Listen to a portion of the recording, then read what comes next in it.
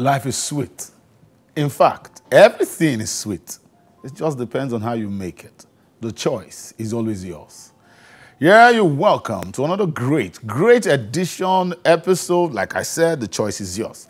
Of 12 to 12. Your number one lifestyle and entertainment program. Wow, how sweet again can life be? The bumper is the bumper, and we're loaded really tight. From motivating you to entertaining you. Yeah, bring the best of interviews to you. And of course, that edition, that segment where you make your own choice. Who's done it better? Well, my name remains Justice, the Guru at Tigogo. You're welcome again on 12 to 12.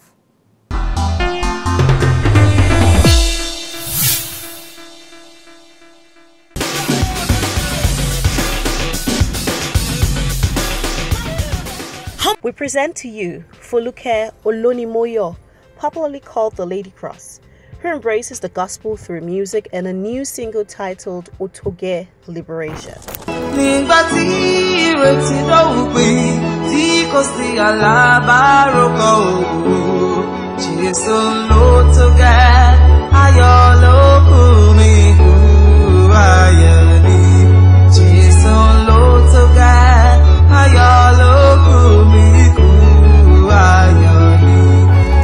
The celestial-born Ondo singer of MSc Oluwole Olonimoyo, CCC Iriakari Parish Isolo, and late LSP Olayinka Olonimoyo of the CCC Noah's Ark Ikotun, and a bona fide member and vocalist of the great CCC Olajunwo Tejuosho Cathedral Choir, Yaba, says music has been a part of her from birth, and the gospel through music has been a childhood dream, not only to sing the gospel to affect positively the lives around her through music.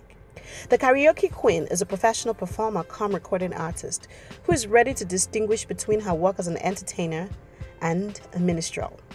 Now, Foluke hopes with her newly arranged piece by Moses Adeyemi from Harmony Voices, vocal arrangements by Betty, plus the orchestra played and directed by Sheun Ajike and David Oshodi, and produced by Billion Bits. She hopes that her fans will be highly elated on this new change as a constant factor and enjoy the gospel through this single as a reflection and celebration of a beautiful existence of life given to us all by God Almighty. Now that's it from straight out the hood.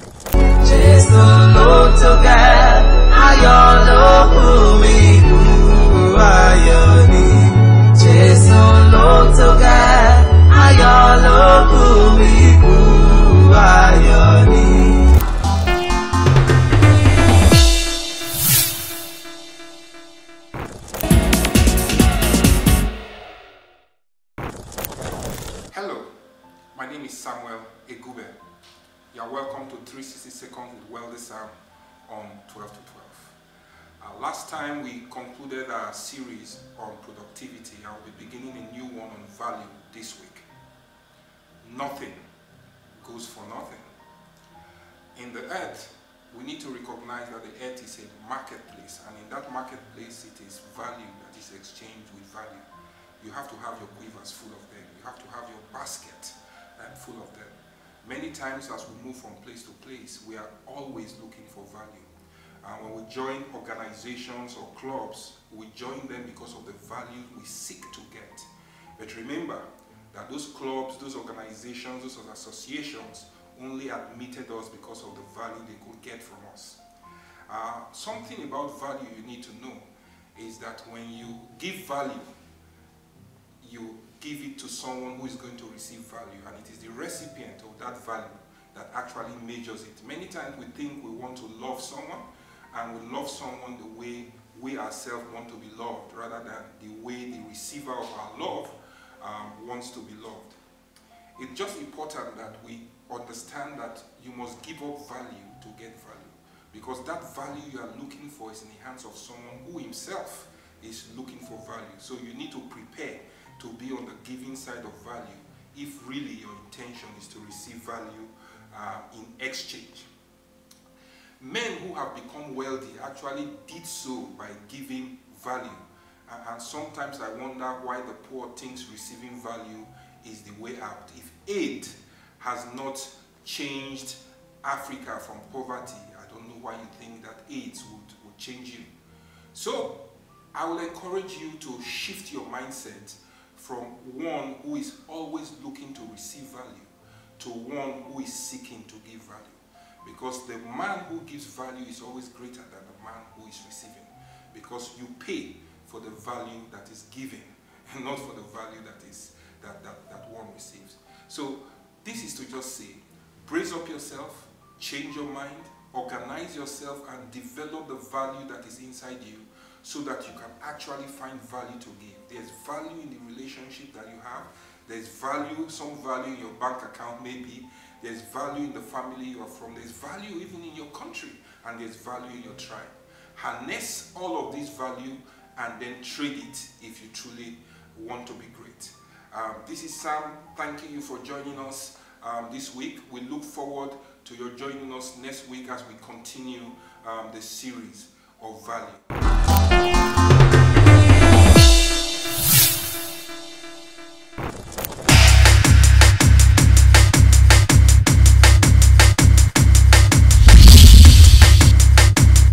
Last week on Face Off, we had two fashion icons slug it out for the title of your favorite.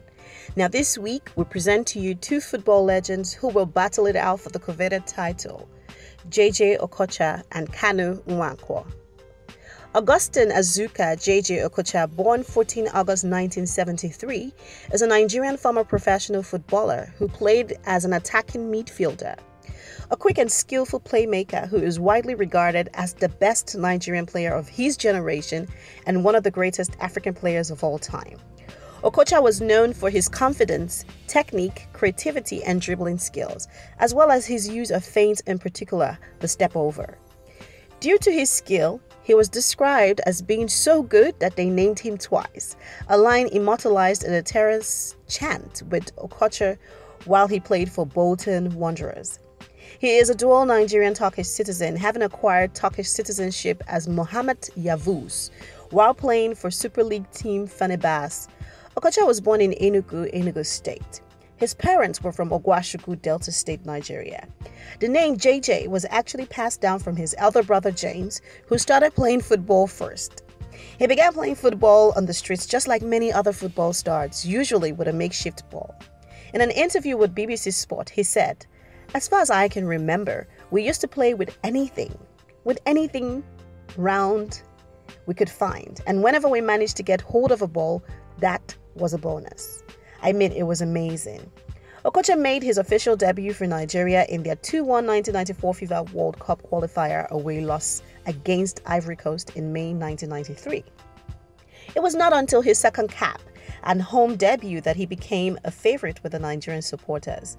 With Nigeria trailing 1-0 against Algeria in a match they needed to win, he scored from a direct free kick to equalize before helping the team to a 4-1 win, eventually securing qualification to their first World Cup.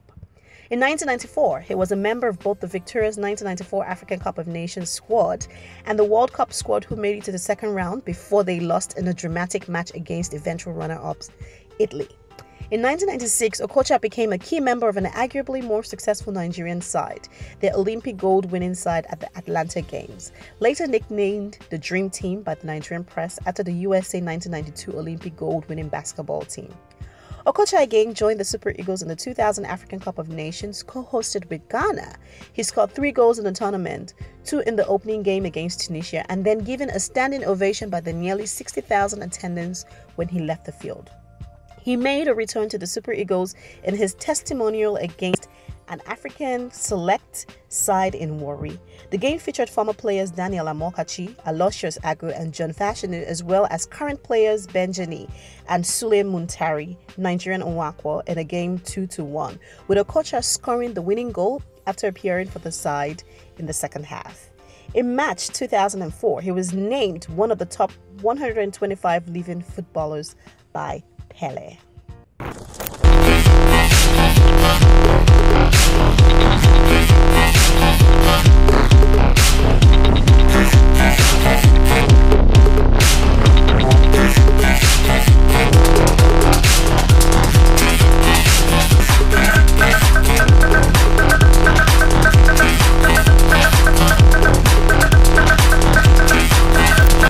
Kanu Nwankwo.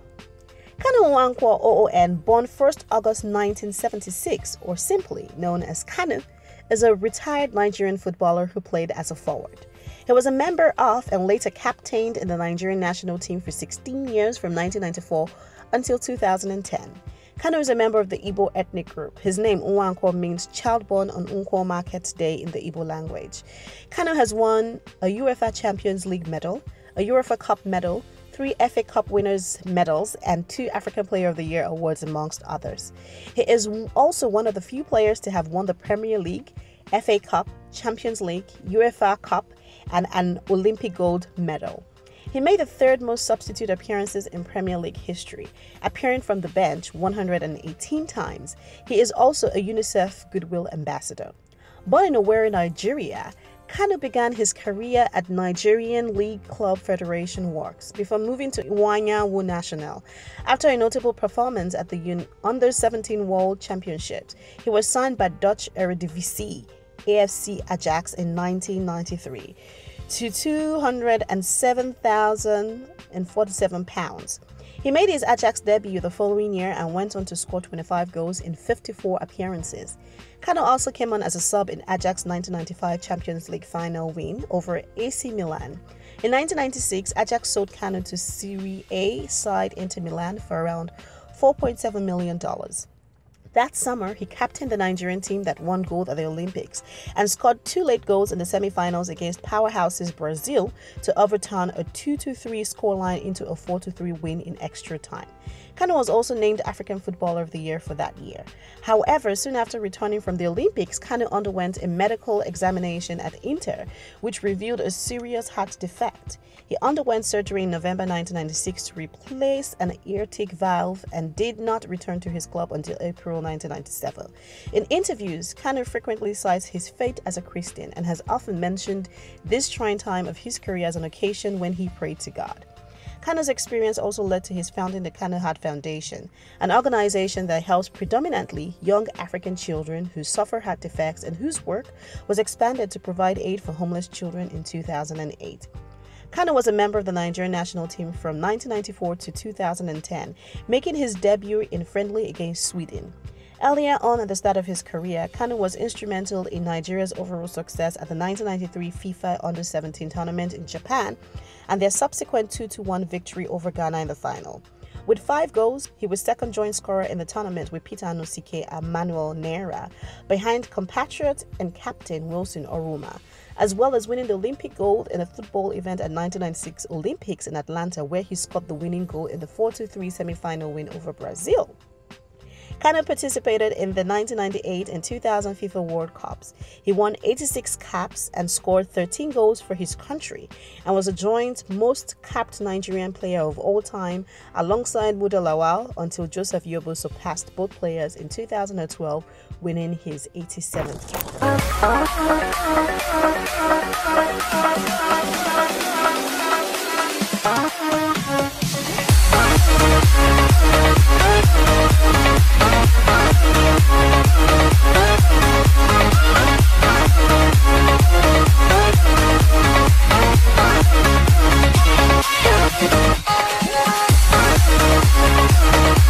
Now that's all for today on Face Off. Now it's up to you to decide who your favorite of these 2 amazing football legends. So yes, don't forget to send in your views and we can't wait to hear from you.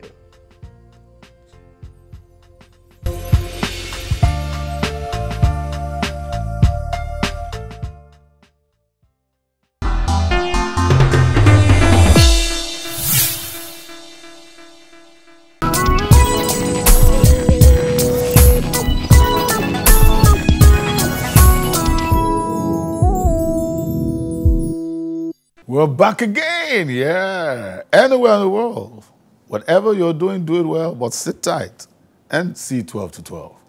And I'm telling you, the man I have now will make you see 12 to 12 even more. Great guy. You know those kind of guys you call great. Whether they do anything or not, you just call them great. Great guy, nice guy. A guy that's young, but who has always approached everything he has done like an old man. Came into the industry, the entertainment industry, Not too long ago. It's not as long as the 30-year-old people, those who have been in the industry 30 years. But hey, he has bridged the gap between the young and the old. Probably the only actor that was nominated recently as Personality of the Year of this great continent of ours called Africa.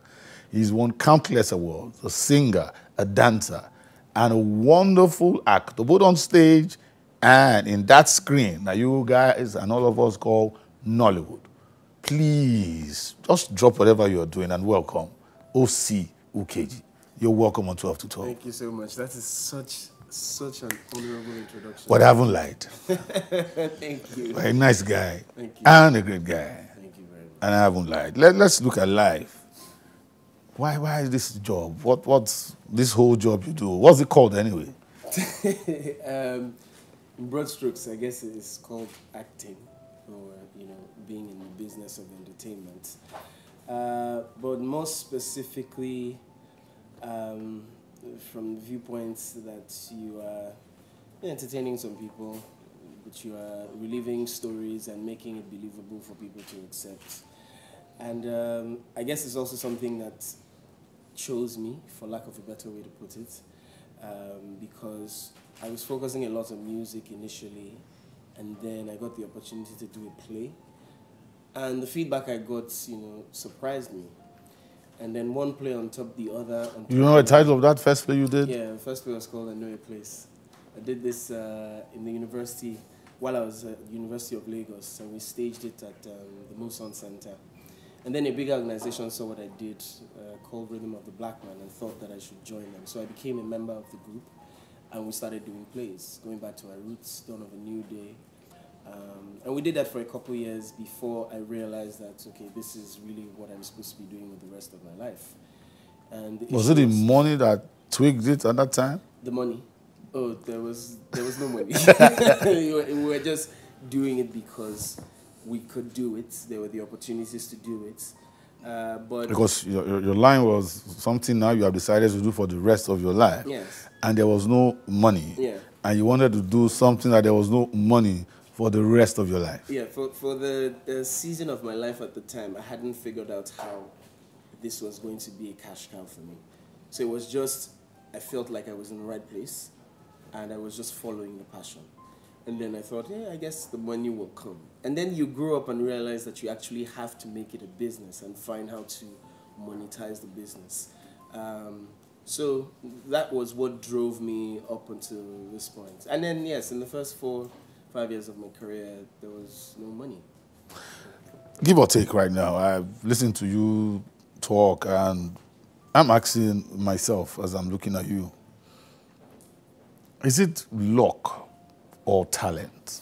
Because in your own case, if your contemporaries, I mean, you as if you have been in this business now for like 30 years, because of the kind of movies you've done, being at the right place at the right time, or like for me, I would always believe at the right place at the wrong time, because being at the right place at the right time, everybody's there. Yeah. But the right place at the wrong time, you just be the only one there. So is it luck or talent or hard work? Well, I think summarily it's just time and chance. And the reason I say this is because, first of all, on top of time and chances that I have been prepared for this, I don't think... Explain prepared for this. I don't think that I'm doing anything different now that it seems like there is a bit more of an ovation over my career. I think I've been doing exactly the same things from the beginning. But I know that as far as preparation is concerned, I always knew the kinds of films I wanted to do. I always knew the kind of image I wanted to project. I always knew the kind of value systems I wanted our films to have. At least films that are in part. And then you don't get it right all the time. You make the choices, sometimes it's out of your hands, but you just make the choices and you hope that they turn out right. Any bad choice you've made for your career so far in terms of movie making? I think that Would you like to tell us? I remember my first film that I shot in the UK. It was, in my opinion, a very bad choice. I worked with a director who had been working here for some time before he relocated. But the experience was unbelievable. But so what am I going? I have to shoot the film. They've brought you out there. Gay was a bad experience, and I pray that film never came out. Oh, I prayed that prayer. It made attempts to come out. It made many attempts, but every time it wanted to take off, something just hit it back down. Wonderful. So apart from all your qualities as a musician, actor, you're also a prayer warrior too. That's crucial. But over the last 2 years, it has been a remarkable change for me that I stand aside and I look at it and I'm completely surprised at everything that is happening. But I have been really fortunate over the last 2 years, and I think that, again, focusing on exact value systems that I've always worked with before now, up until now, it just got me time and chance. Anytime I interview an actor who's good in all the various departments of acting, that's talking about stage, screen, and even singing, and even dancing. I mean, if you had a choice, which one would you let go? Well, that is difficult. Maybe, I don't know, maybe the dancing. You would let dancing go? Maybe the dancing. Maybe you are not even set. Maybe the dancing. Well, which one will you kill the world not to let go?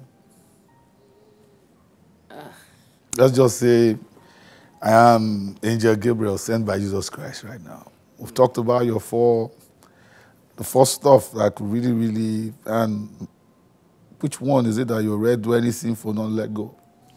I think it would probably be the acting.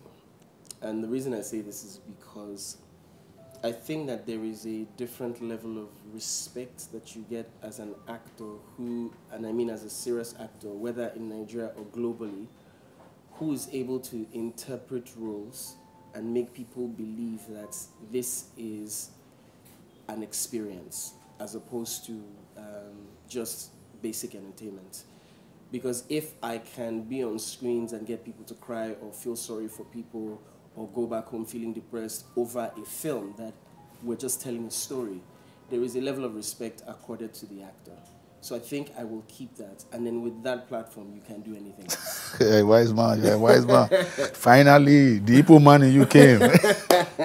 You know, while you were speaking, a lot of people forgot your name was O.C. Ukeji, you know. They thought it was some Kenny G. From the East. Yeah, well, you see, you negotiated yourself and you kept the phone. Yes. You know, you've had your high moments, you've had your low moments, and right now, how did you feel when you got nominated as Africa Personality of the Year? As I remember that I had just checked into a hotel in LA, and I was just setting up my phone when the messages started coming in, and it was my friend Osas, former Igodaru, who's Ajibadi now. Yeah. Who sent me the first congratulations, and I'm like, congratulations on what? You know, and she's like, you're just getting awarded and nominated everywhere. I'm like, what are you talking? So I go to the internet and I check, and I'm like, okay, this is interesting. And I sat there for a bit just thinking, like, what did I do this They've been doing this in Nollywood before you came now. I was like, what did I do this year that you would be nominated as Personality of the Year alongside, you know, a footballer like Yaya Toure? Yeah. You know, I was confused, honestly. And I just kept thinking, like I said, some of these things, you cannot make sense of them. It's impossible. You cannot say it is what you did this way, what you did. Like, I can't, you know. I've just really, you know, been fortunate with time and chance. You're a wise man. You're a wise man. Once an evil man, always an evil man, you know? You know, it's not a joke to be one of the most influential Africans globally. You know, as an actor, you've won a couple of awards. Do you think you have got into that mark yet? No, I think I'm still far from it. And part of the reasons I think I'm still far from it is because I know that the feeling, that the difference in the feeling I have when I'm working on most of our projects back home and when I get the opportunity to work on projects that are international. There is a difference. And the difference is in very many things. One, the expectations of the director. And this is no disrespect to our people here. I find that we have found a way to adapt to our business and the way things work here. And so we have a quick turnover time. And I understand that. Sometimes I'm concerned about that because that becomes like a template with which we function and we find nothing else to try and change that level. But you're working on an international project and then the demands of the directors are different. The relationship with the actors are different, and actors are constantly asking you, did I feed you enough? Do you want, I feel, you know, and I'm just like, wow, this is, so it makes you know that there is so much more to desire. And I think, again, until we also get to the point where we're exporting our work enough, not because we need to get approval from the West, but because as a profession, we should be on the same level across board. Until we get to the point where our work is as celebrated as Hollywood, there's still a lot of work to be done. Wow. On that note, I think I should just call the questions end here. I think you, like I said when you came on air, you're a great guy, you're a great guy. Thanks, OC, for coming on 12 to 12. Thank you for the honor to be here. Thank you. Like I always say, my name remains Justice, the Guru Atigogo. God bless you real good.